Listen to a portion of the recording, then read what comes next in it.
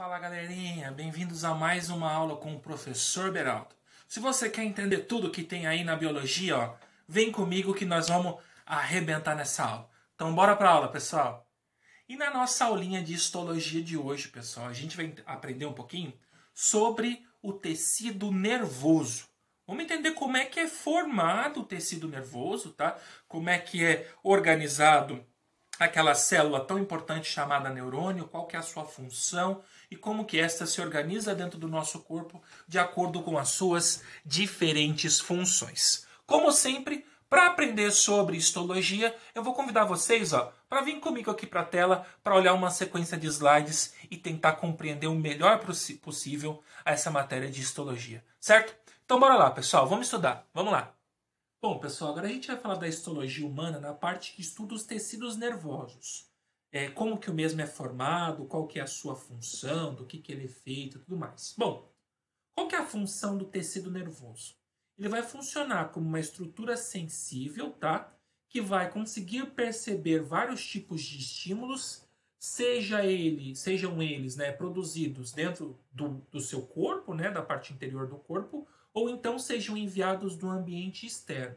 Esse tecido nervoso ele vai fazer a condução do impulso nervoso até a região de interpretação da mesma, tá? E vai gerar uma resposta para chegar num órgão efetor de alguma ação, alguma coisa do gênero. Então, toda a condução de impulsos elétricos ele é feito dentro do nosso tecido nervoso, tá? A principal célula que vai formar o tecido nervoso são as células chamadas de neurônios, tá? E essas células do grupo dos neurônios, elas têm estruturas anexas a elas, certo? Que são outras células anexas a elas, que vão ter várias outras funções. Já que o neurônio está ali responsável por fazer o impulso nervoso, então eu tenho células anexas que são chamadas de gliócitos, que vão ser responsáveis pela nutrição dos neurônios, pela defesa dos neurônios, pela sustentação do tecido nervoso, tá? Essa aqui é uma imagem de uma sequência de neurônios. Então a gente tem aqui essa parte do neurônio que é chamada de corpo celular propriamente dito, né? Então aqui a gente tem o corpo da célula, no centro a gente tem o núcleo e o nucleolo, e o corpo celular tem essas projeções que são chamadas de dendritos ou projeções dendríticas. Ligado ao corpo celular, eu vou ter esse caminho longo aqui, que é chamado de axônio. O axônio ele é revestido por essas estruturas que são chamadas de bainhas de mielina, e entre uma bainha de mielina e outra, a gente tem uma estrutura que é chamada de nódulo de Ranvier, que são esses espaços, e na bainha de mielina a gente tem a célula de Schwann. Lá no final do neurônio, lá no finalzinho dele, nós temos a sua estrutura terminal, que é chamada de terminal axonal, certo? Terminal axonal é quem vai fazer a ligação entre o neurônio e os dendritos de outro neurônio. O impulso nervoso ele vai acontecer aqui da região do corpo celular e vai se dissipar pelo axônio até atingir outro neurônio, tá? Então ele vai fazer esse caminho aqui caso você tenha um impulso nervoso.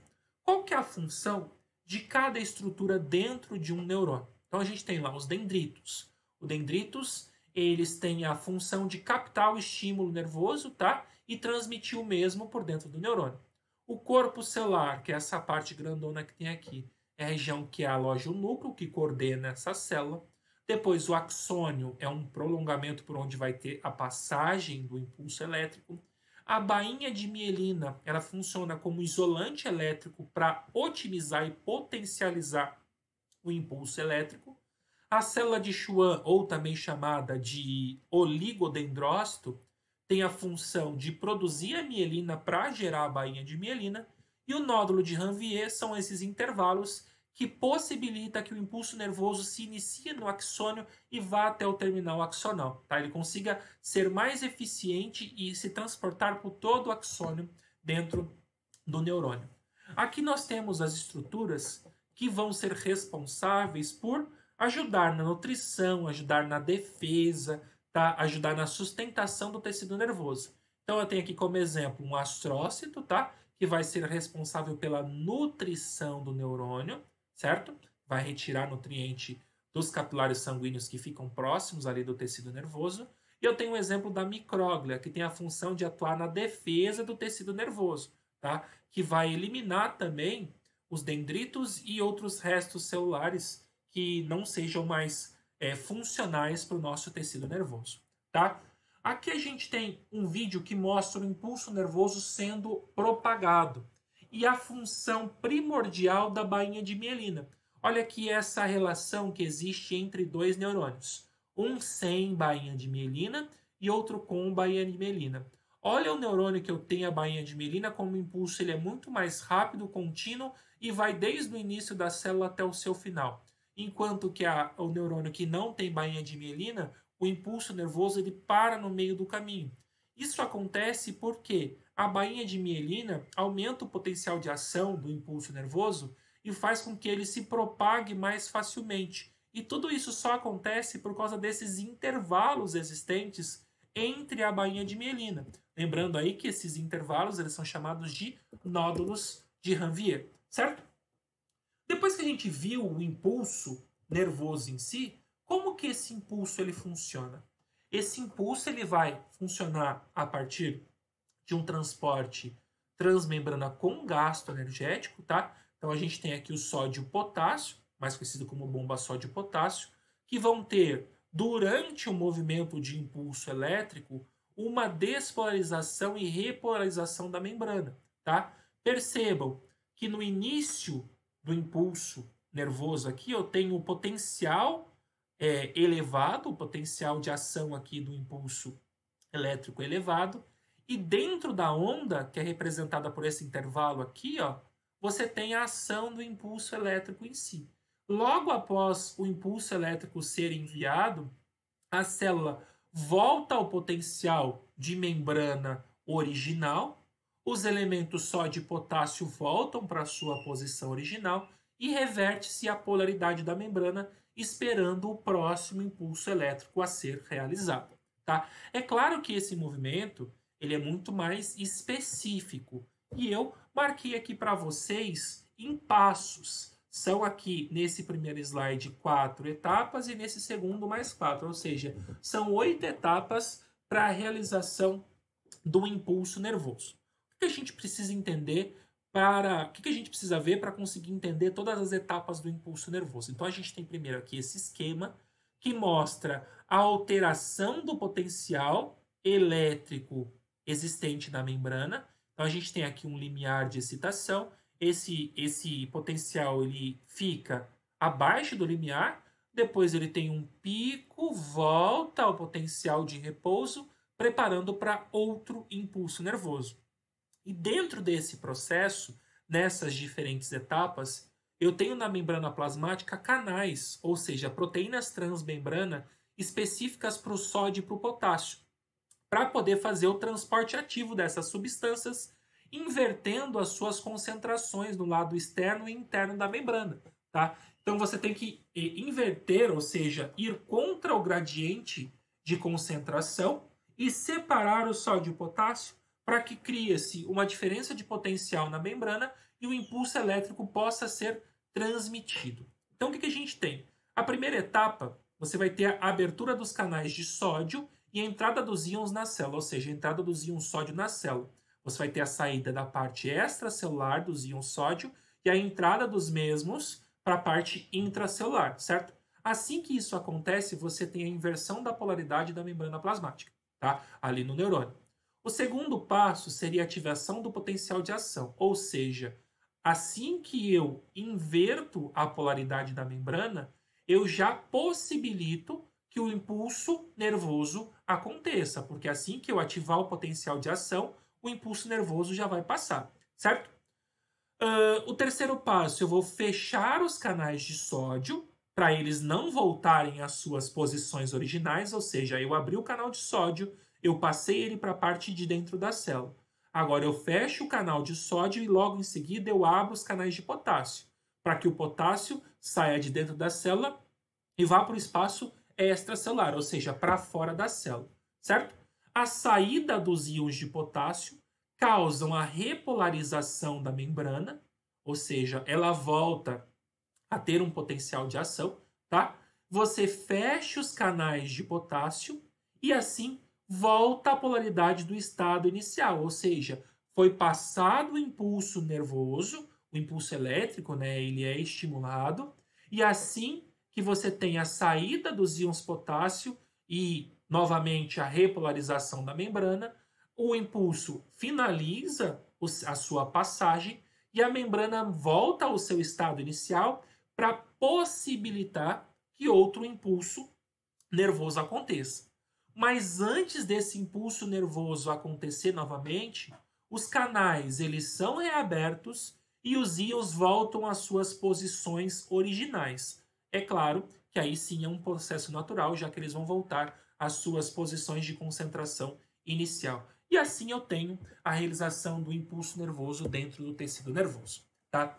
Para que o sinal nervoso saia de um neurônio e passe para outro, a gente tem um movimento que é chamado de movimento de sinapse, que é a transmissão desse impulso nervoso entre um neurônio e outro. As sinapses elas são de dois tipos. São sinapses elétricas, que são mais rápidas, mas ela é muito menos comum dentro do nosso organismo. Elas só vão acontecer onde os impulsos eles devem assim ser gerados de forma muito rápida e muito repetida, como é o caso das batidas do nosso coração.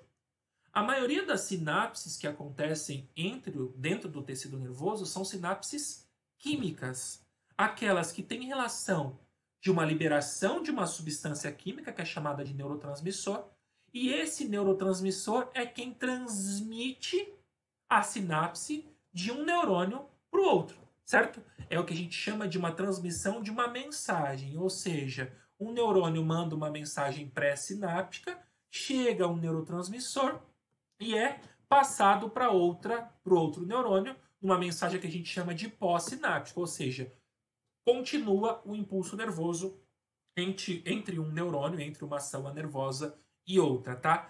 É claro, não existe contato entre uma célula nervosa e outra, eles ficam com um espaço entre eles, tá? Que é o espaço da sinapse acontecer, tá? Aqui a gente tem uma imagenzinha de como uma sinapse química acontece. Então você tem a chegada do impulso, aqui nós temos os neurotransmissores, certo? Que vão transmitir a informação de um neurônio para outro. E aí o impulso ele é continuado entre as células nervosas, tá? Falando em neurotransmissores, nós temos alguns neurotransmissores muito importantes para conhecer, como é o caso do neurotransmissor chamado de adrenalina, que está relacionado em situações de luta ou fuga, tá?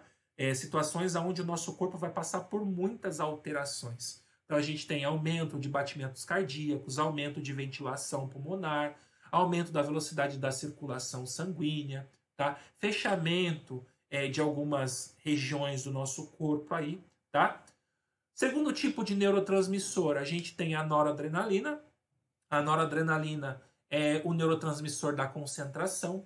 A dopamina é o neurotransmissor do prazer, tá? As liberadas, por exemplo, quando a gente come uma barra de chocolate, a gente tem muita liberação de dopamina. A serotonina é o hormônio do humor. O ácido amino gama-butírico é o neurotransmissor calmante. A acetilcolina é o neurotransmissor do aprendizado. O glutamato é o neurotransmissor da memória. E as endorfinas são os neurotransmissores que causam euforia, situações onde você fica muito eufórico, tá? Então, para você aí, meu querido estudante, aumente a produção de acetilcolina e glutamato, tá?